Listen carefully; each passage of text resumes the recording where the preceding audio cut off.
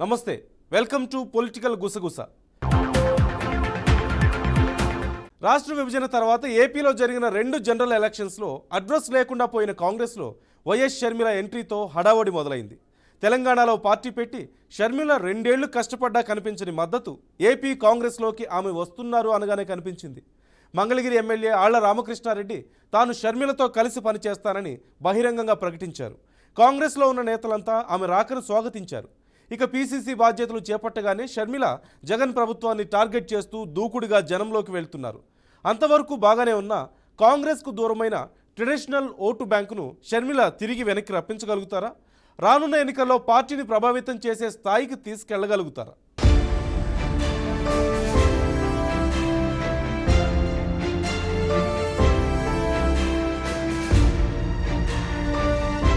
ఆంధ్రప్రదేశ్లో కాంగ్రెస్ పార్టీ రాష్ట్ర విభజన తర్వాత దారుణంగా దెబ్బతింది. కాంగ్రెస్ పార్టీ చరిత్రలో ఏ రాష్ట్రంలో చూడనంత ఘోర పరాజయం ఆంధ్రాలో చవిచూసింది. రాజధాని లేకుండా రాష్ట్రాన్ని విభజించిన కాంగ్రెస్ ను ప్రజలు పట్టించుకోవడమే మానేశారు. ఇక ప్రత్యేక హోదాపై యూటర్న్ తీసుకున్న బీజేపీపై కూడా ఏపీ వాసులకు అదే కోపం కనిపిస్తుంది. ఆ ఎఫెక్ట్తో 2019లో దేశవ్యాప్తంగా మరే రాష్ట్రంలో లేనంత తక్కువ ఓట్లతో ఆ 2 జాతీయ పార్టీలు సరిపెట్టుకోవాల్సి వచ్చింది.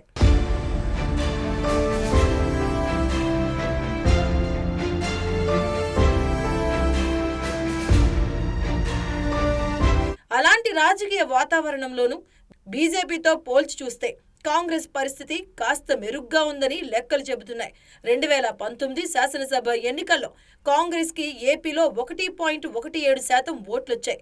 అప్పటికే కేంద్రంలో అధికారంలో ఉన్న బీజేపీ కంటే 1,00,000 ఓట్లు ఎక్కువ దక్కించుకోగలిగింది కాంగ్రెస్. అప్పుడే జరిగిన లోక్సభ ఎన్నికల్లో కాంగ్రెస్ పార్టీకి 1.31% ఓట్లు దక్కాయి.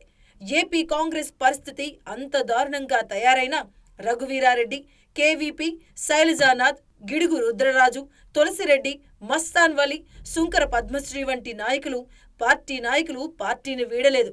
ఇప్పుడు షర్మిల రాకతో మళ్లీ ఏపీ కాంగ్రెస్ ఊపిరి పోసుకుంటుందని ఆ పార్టీ అభిమానులు నమ్మకం వ్యక్తం చేస్తున్నారు.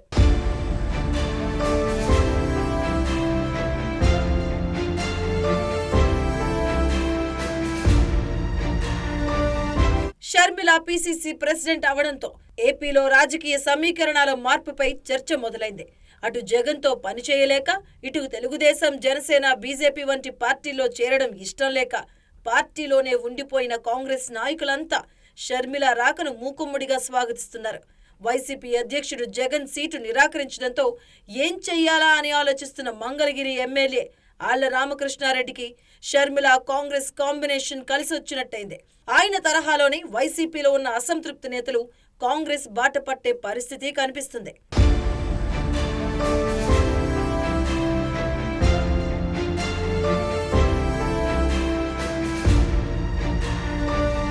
కాంగ్రెస్ తో విభేదించి సొంత పార్టీ పెట్టుకున్న జగన్ కు రాష్ట్ర విభజన తర్వాత రాష్ట్రంలో కాంగ్రెస్ అనామకంగా మారడం కలిసొచ్చింది. అప్పటి వరకు కాంగ్రెస్ కు అనుకూలంగా ఉన్న దళిత, రెడ్డి, ముస్లింలతో పాటు ఇతర కులాల్లోని కాంగ్రెస్ సానుభూతి పరులు వేరే ఆల్టర్నేటివ్ లేక జగన్ పక్షాన చేరారు. 2019 ఎన్నికల్లో జగన్ ఆ కాంబినేషన్ ను మరింత బలపరిచి గతంలో కాంగ్రెస్ కి ఎన్నడూ పనిచేయని బీసీ కులాలను కూడా తన వైపుకు తిప్పుకోగలిగారు. ఇప్పుడు షర్మిల కాంగ్రెస్ లోకి ఎంట్రీ ఇవ్వగానే ఆనాటి పాత కాంగ్రెస్ ఓటర్లను తిరిగి ఆకర్షించే పనిలో పడ్డారు.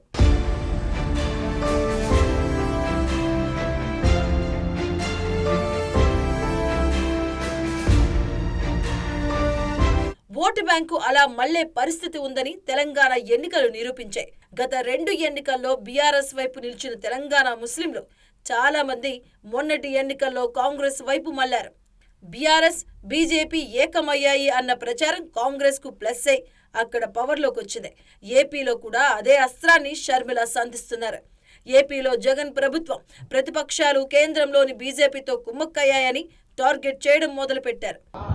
టీడీపీ పార్టీకైనా, జగన్మోహన్ రెడ్డికైనా ఎందుకు చేయాలి బీజేపీ పార్టీతో దోస్తి? ఎందుకు వాళ్ళ ఎమ్మెల్యేలు, ఎంపీలు, రాజ్యసభ ఎంపీలతో సహా బీజేపీ పార్టీ తొత్తుల్లాగా ఎందుకు మారారు? టీడీపీ పార్టీ అయినా, వైసీపీ పార్టీ అయినా ఇద్దరు కలుపుకుంటే వాళ్ళకు చెందిన ఎంపీలు, లోక్సభ ఎంపీలు 25 మంది, ఆంధ్ర రాష్ట్రానికి చెందిన ఎంపీలు 25 మంది, 22 మంది వైసీపీ అయితే 3 తెలుగుదేశం పార్టీ. కానీ మొత్తం 25 మంది ఎంపీలు బీజేపీ పార్టీ చేతుల్లో ఉన్నారు. బీజేపీ పార్టీ ఏం చెప్తే ఈ ఎంపీలు మొత్తం అందరూ గంగిరెద్దులాగా తలూపుతారు. రాజ్యసభకు చెందిన 6 ఎంపీలతో సహా మొత్తం 31 ఎంపీలు ప్రజలు బీజేపీ పార్టీకి ఓటు వేయకపోయినా, తెలుగుదేశం పార్టీకి ఓటు వేసినా, వైసీపీకి ఓటు వేసినా ఉన్నది మాత్రం బీజేపీ పార్టీలో. దాంతో ఇంతకాలం వైసీపీకి మద్దతిచ్చిన బీజేపీ వ్యతిరేకించే వర్గాలు కాంగ్రెస్ వైపు చూసే అవకాశం ఉందంటున్నారు. ఇక గత ఎన్నికల్లో వైసీపీ ఘన విజయం సాధించడంలో అన్ని విధాలా అండగా నిలిచారు షర్మిల దంపతులు. తెర వెనుక బీసీ, ఎస్సీ, ఎస్టీ వర్గాల మద్దతు కూడగట్టడంలో షర్మిల భర్త అనిల్ కీలక పాత్ర పోషించారు. అలాంటాయన జగన్ పగ్గాలు చేపట్టిన 2.5 ఏళ్లకు విమర్శలు గుప్పించారు. గత ఎన్నికల్లో జగన్ కు అండగా నిలిచిన వర్గాలు అణచివేతకు గురవుతున్నాయని తీవ్రంగా విమర్శించారు. అప్పట్లో ఆయా వర్గాల నేతలతో ఆయన మీటింగులు కూడా పెట్టారు. దాంతో అనిల్ ఏపీలో పార్టీ పెడతారు అన్న ప్రచారం కూడా జరిగింది.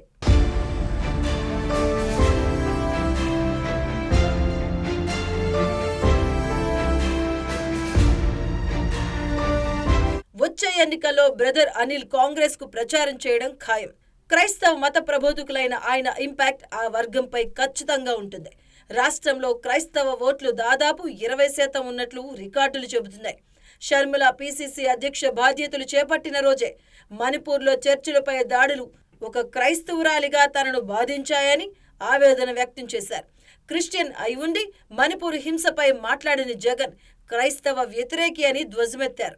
ఆఖరికి మణిపూర్ లో ఎంతమంది క్రైస్తవులను 2000 మంది 2000 చర్చిలను ధ్వంసం చేసిన, 60,000 క్రైస్తవులను నిర్వాసితులను చేసిన, కనీసం అప్పుడు కూడా జగన్ రెడ్డి గారు క్రైస్తవుడు అయ్యుండి కూడా ఒక్కసారి కూడా మణిపూర్ ఘటన మీద మాట్లాడలేదు. మరి క్రైస్తవుల కడుపు మండిపోదా? క్రైస్తవులకు మనసు లేదా? క్రైస్తవులు మనుషులు కదా?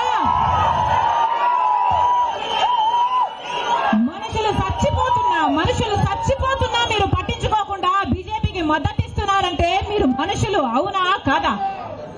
టీడీపీ పార్టీ, జగన్ రెడ్డి గారు, చంద్రబాబు గారు సమాధానం చెప్పాలి. జగన్ క్రైస్తవుడే అయినా బీజేపీతో ఉన్న అనుబంధం మూలంగా ఒక్కసారి కూడా మణిపూర్ విషయంలో పెదవి విప్పలేదు అన్న విమర్శలు ఉన్నాయి. ఈ క్రమంలో బీజేపీని వ్యతిరేకిస్తూనే జగన్ వైపు నిలిచిన ముస్లిం, క్రైస్తవ ఓటర్లను ఆకర్షించడంతో పాటు వైసీపీలో జగన్ వైఖరితో అసంతృప్తిగా ఉండి కూడా వేరే పార్టీలో చేరలేని నాయకులను ఆకర్షించే పనిలో పడింది కాంగ్రెస్. షర్మిల ఓటు బ్యాంకును తిరిగి రాబట్టే పనిలో ఉంటే ఆమెకు గాడ్ ఫాదర్ లాంటి కేవీపీ, రఘువీరారెడ్డి వంటి సీనియర్లు అటువంటి నేతలతో ఇప్పటికే మంతనాలు సాగిస్తున్నారట.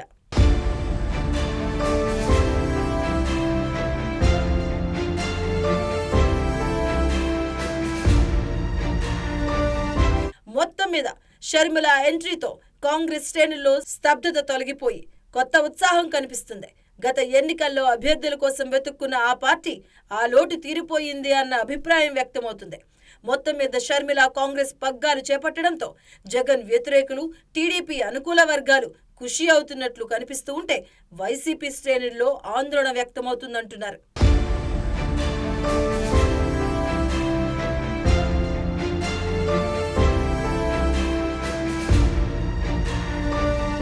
అందుకే వైసీపీ నేతలతో పాటు ఆ పార్టీ సోషల్ మీడియా వైఎస్ షర్మిలను టార్గెట్ చేయడం మొదలుపెట్టినట్లు కనిపిస్తుంది. షర్మిల తన ప్రసంగంలో జగన్ ని పేరు పెట్టి సంబోధించడంపై వైవి సుబ్బారెడ్డి అభ్యంతరం వ్యక్తం చేస్తే సజ్జల వంటి నేతలు వైఎస్ షర్మిల పేరులో వైఎస్ ని తీసేసి పలుకుతున్నారు. ఎక్కడా వైఎస్ షర్మిల పేరు ముందు వైఎస్ అన్న అక్షరాలు లేకుండా వైసీపీ సోషల్ మీడియా వింగ్ అన్ని జాగ్రత్తలు తీసుకుంటుంది. తనకి రేపు ఎన్నికల్లో షర్మిల ప్రభావం ఏ పార్టీ కొంప ముంచుతుందో కానీ చతికిల పడిపోయిన కాంగ్రెస్ చకచక అడుగులు వేయం మాత్రం ఖాయంగా కనిపిస్తుంది.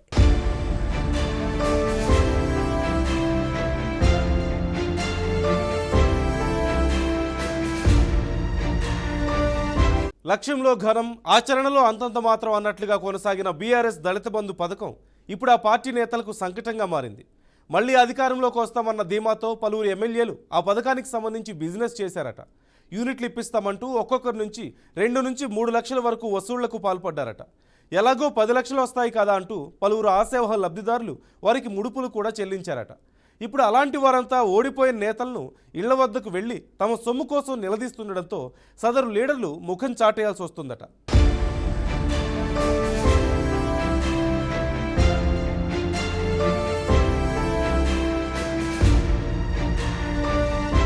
బీఆర్ఎస్ నేతలకు దళిత బంధు పథకం తలనొప్పిగా మారింది.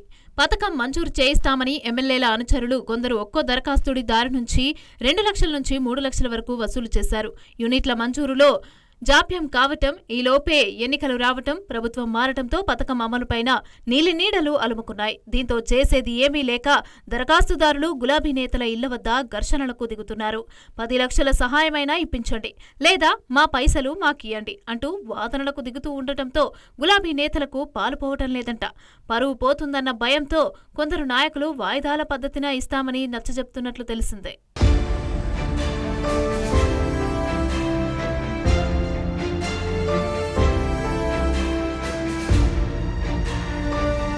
సమాజంలో అణగారిన దళిత వర్గాలకు ఆర్థిక పరిపుష్టి కల్పించాలనే లక్ష్యంతో మాజీ సీఎం కేసీఆర్ 2 ఏళ్ల క్రితం దళిత బంధు పథకానికి శ్రీకారం చుట్టారు.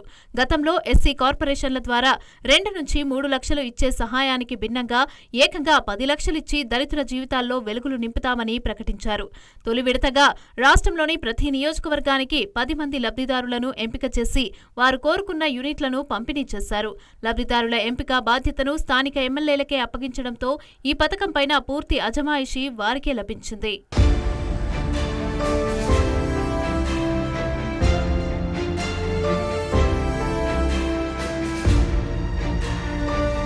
హైదరాబాద్ జిల్లాలో 15 నియోజకవర్గాలు ఉన్నాయి. దళిత బంధు పథకంలో భాగంగా నియోజకవర్గానికి 100 మంది చొప్పున మొదటి విడతలో 1500 మందికి యూనిట్లు అందజేశారు. ఇక మొదటి విడతలో నియోజకవర్గానికి 100 మందికి అవకాశం కల్పించిన అప్పటి బీఆర్ఎస్ ప్రభుత్వం రెండో విడతలో ఒక్కో నియోజకవర్గానికి 1100 మందికి సహాయం అందించాలని నిర్ణయించింది. అయితే మొదటి విడతలో ఎమ్మెల్యేలు తమ అనుచరగణంతో పాటుగా పరిచయం ఉన్న వ్యక్తులకు కూడా ప్రాధాన్యం కల్పించారనే ఆరోపణలు రావటంతో రెండో విడతలో నిష్పక్షపాతంగా కేటాయింపులు చేయాలని ఆనాటి సీఎం కేసీఆర్ సంబంధిత అధికారులను ఆదేశించారు.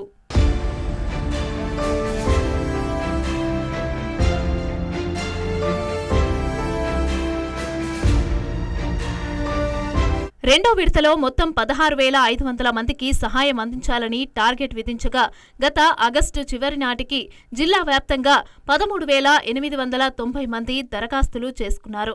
ఇక సార్వత్రిక ఎన్నికలకు ముందు వాటర్ బోర్డులో వాహనాల అవసరం నిమిత్తం 183 మందికి యూనిట్లు అందజేశారు. మిగతా వారికి ఇస్తామని చెప్పినా సహాయం అందని పరిస్థితి నెలకొంది.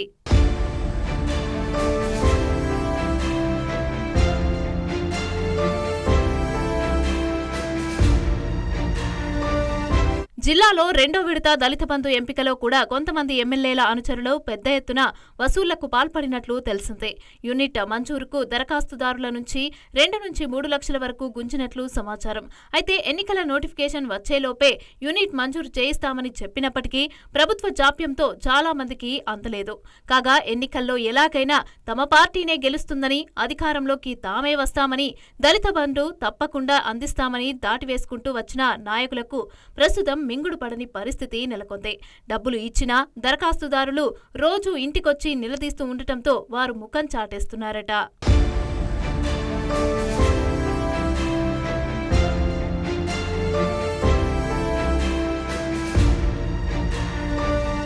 దళిత బంధు కోసం తీసుకున్న డబ్బులపైన రోజురోజుకు ఒత్తిడి పెరుగుతూ ఉండటంతో చేసేది ఏమీ లేక నాయకులు వాయిదాల రూపంలో ఇస్తామని హామీలు ఇస్తున్నారట.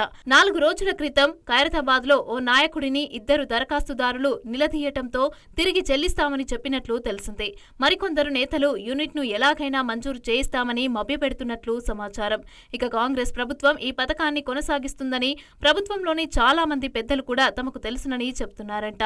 మొత్తం మీద దళిత బంధు పథకంతో దండుకుందామనుకున్న నేతల పరిస్థితి అలా తయారైంది.